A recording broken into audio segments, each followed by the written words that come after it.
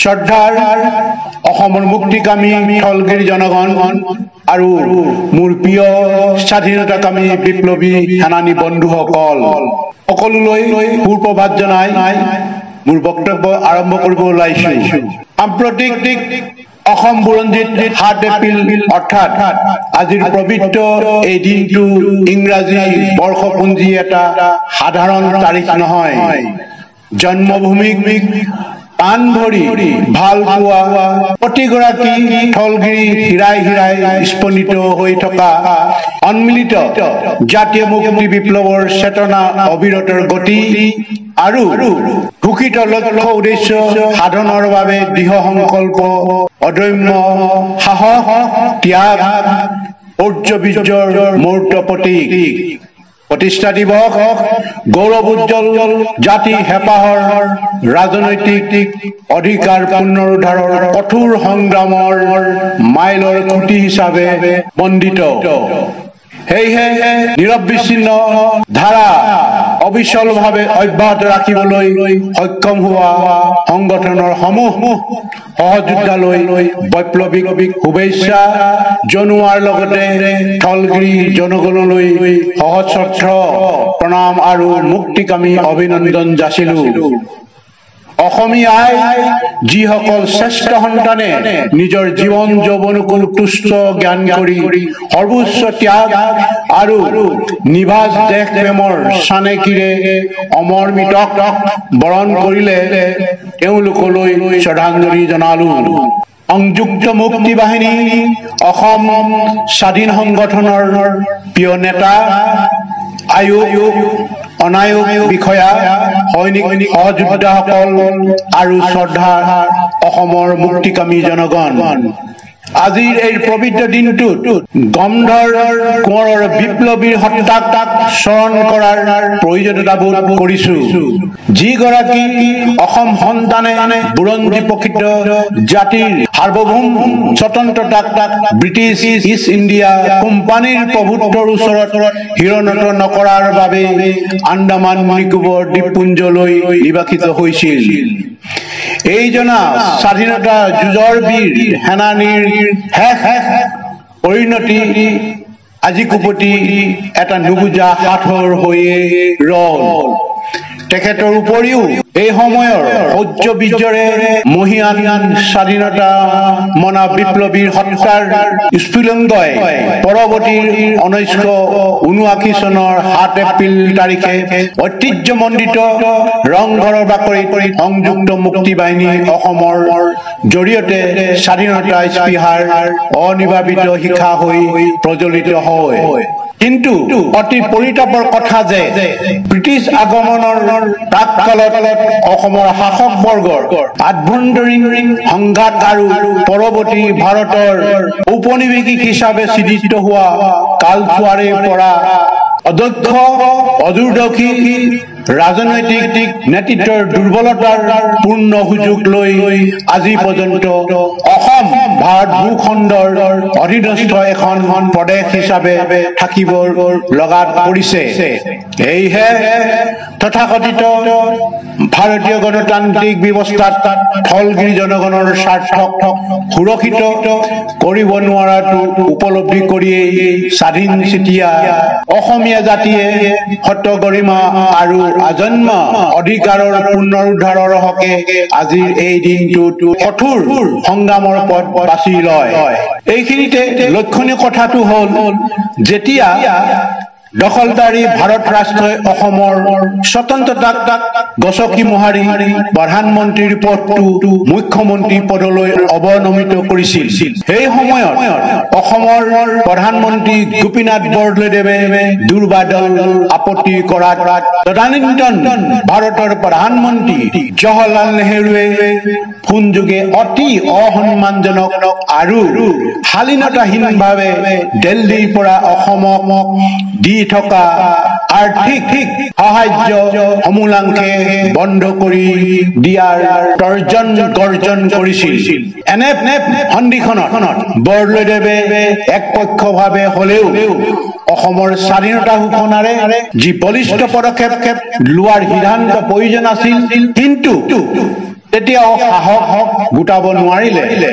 আনকি যোৱা সময়ছোৱাত অৰ্থাৎ 2019 চনত ভাৰতীয় সংবিধানৰ 370 নং অনুচ্ছেদৰ বিশেষ ক্ষমতা কৰ্তন আৰু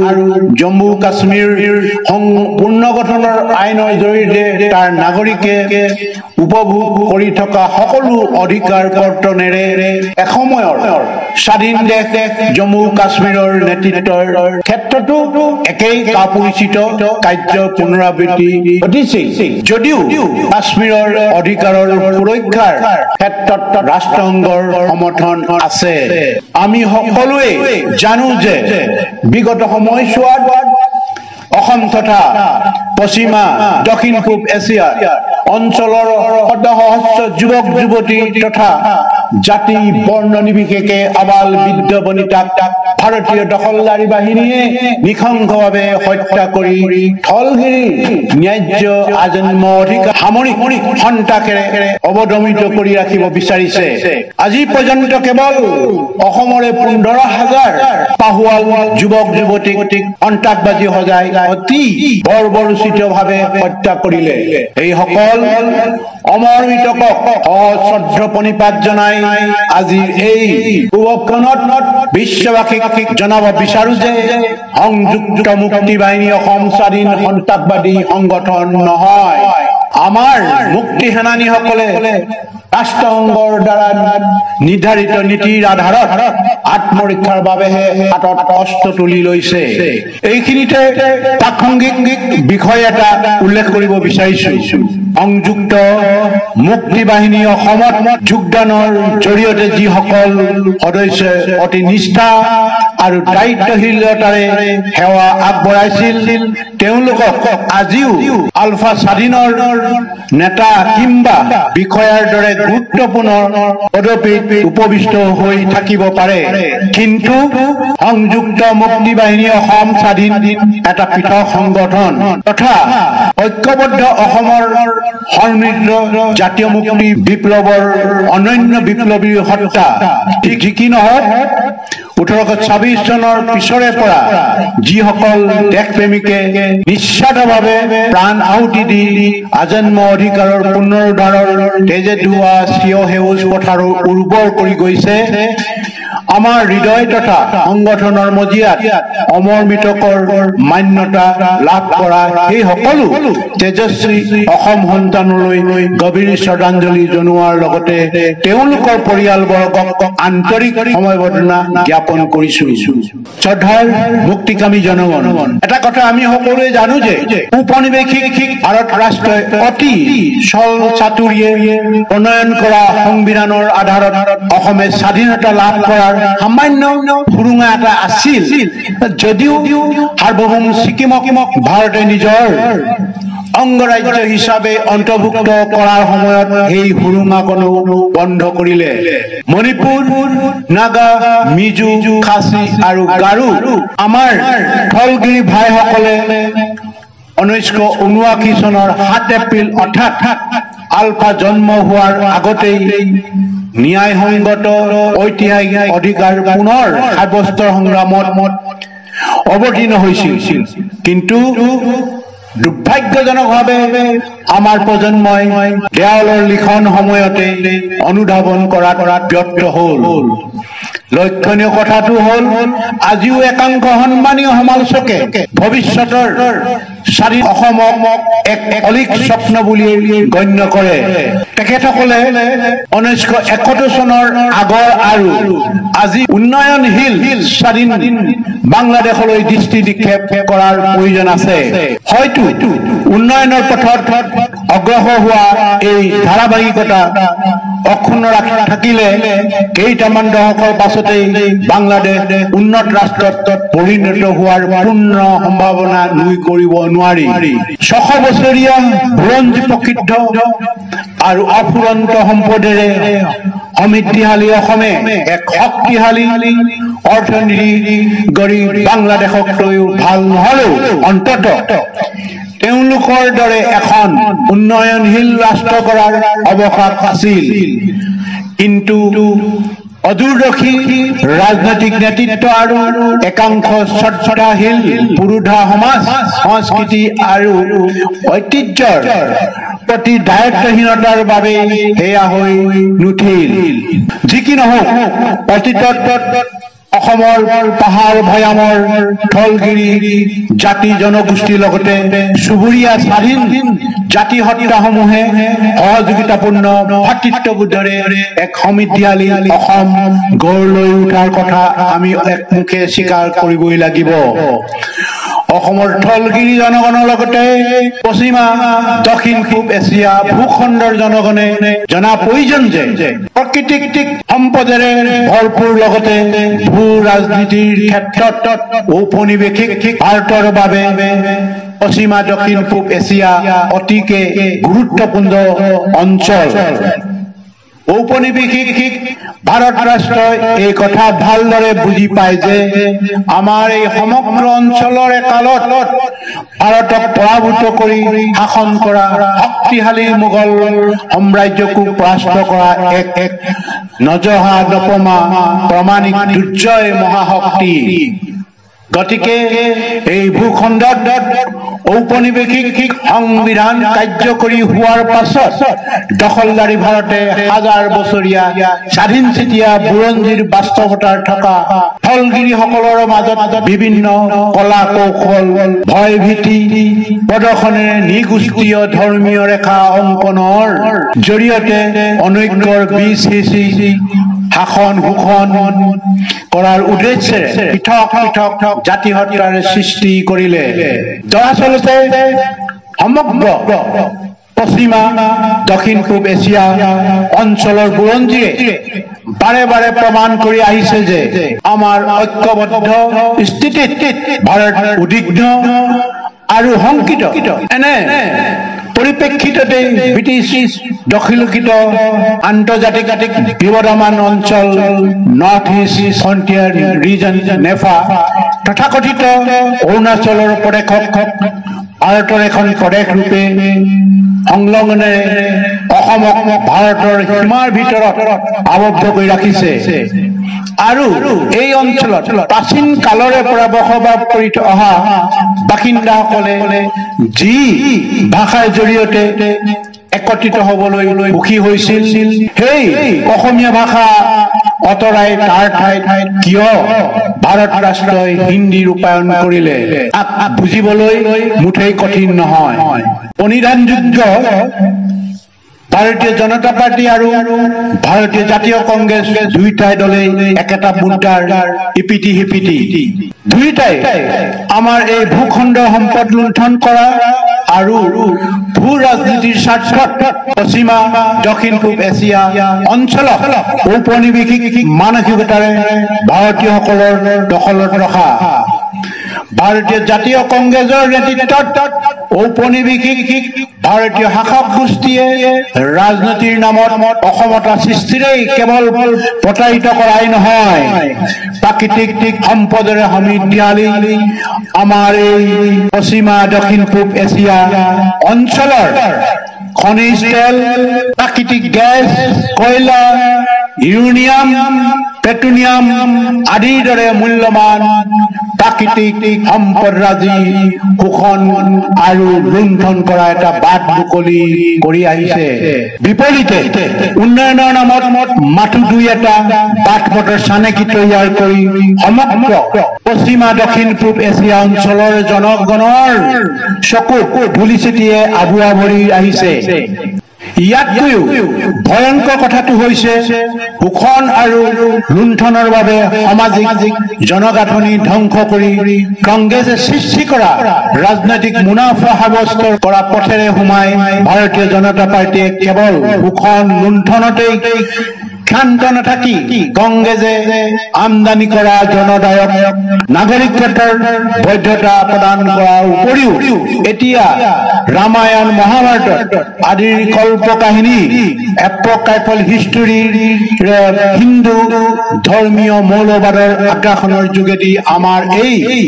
ভূখণ্ডত সক্ৰিয় ধৰ্মীয় ৰীতি নীতি আৰু জিয়া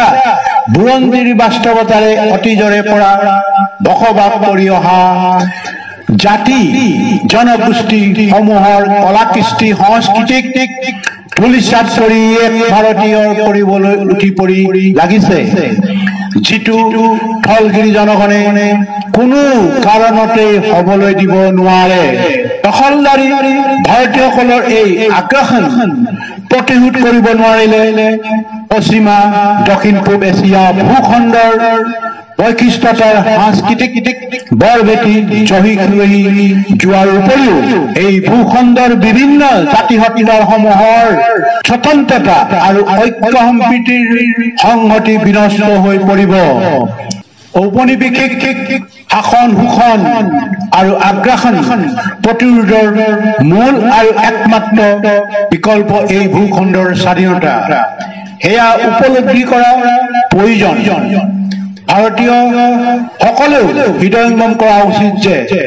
বুৰঞ্জীৰ জিয়া বাস্তৱতা থকা সৰু বৰ কোনো জাতিয়ে ধৰ্মৰ নামত নিজৰ স্বাধীনতা কেতিয়াও বিসৰ্জন নিদিয়ে আমি জানো অসমৰ একাংশ সন্মানীয় বুদ্ধিজীৱী আৰু সাধাৰণ জনগণে আলোচনাৰ জৰিয়তে দীৰ্ঘদিনীয়া অসম ভাৰত ৰাজনৈতিক সংঘাতৰ স্থায়ী মীমাংসা হোৱাটো বিচাৰে কিন্তু আমি এই কথাও মনত ৰখা উচিত যে সংযুক্ত মুক্তি বাহিনী অসমৰ পূৰ্ব নেতৃত্বই আলোচনাৰ জৰিয়তে মীমাংসাৰ নামত ৰাষ্ট্ৰযন্ত্ৰৰ ওচৰত সম্পূৰ্ণৰূপে বিশ্বাস ৰাখি আত্মসমৰ্পণ কৰিছিল যাৰ অন্তিম পৰিণতি সকলোৰে সন্মুখত দিনৰ পোহৰৰ দৰে স্পষ্ট মই আকৌ এটা কথা ক'বলৈ ওলাইছো যে সংযুক্ত মুক্তি বাহিনী অসম স্বাধীন ভাৰতৰ সৈতে তাৎপৰ্যপূৰ্ণ আলোচনা বিৰোধী নহয় সাৰ্বভৌমত্ব পুনৰুদ্ধাৰৰ ন্যায়সংগত অধিকাৰৰ বাবে আমি এক সুনিৰ্দিষ্ট সময়সীমা আৰু কাৰ্যসূচীৰ ভিতৰত ফলপ্ৰসূ ৰাজনৈতিক সমাধানৰ স্বাৰ্থত আলোচনাৰ বাবে আগ্ৰহী এই ক্ষেত্ৰত নিশ্চিতভাৱে ভাৰত ৰাষ্ট্ৰই অসমৰ ৰাজনৈতিক অধিকাৰৰ পুনৰুদ্ধাৰৰ বাবে এক অনুকূল বাতাবৰণ সৃষ্টি কৰিব পাৰে কাৰণ ৰাজনৈতিক অধিকাৰ পুনঃপ্ৰতিষ্ঠাৰ অৰ্থ বিচ্ছিন্নতা নহয় ভাৰতে এই যুক্তিক সৰুগত কৰি সৌহাৰ্দ্যপূৰ্ণ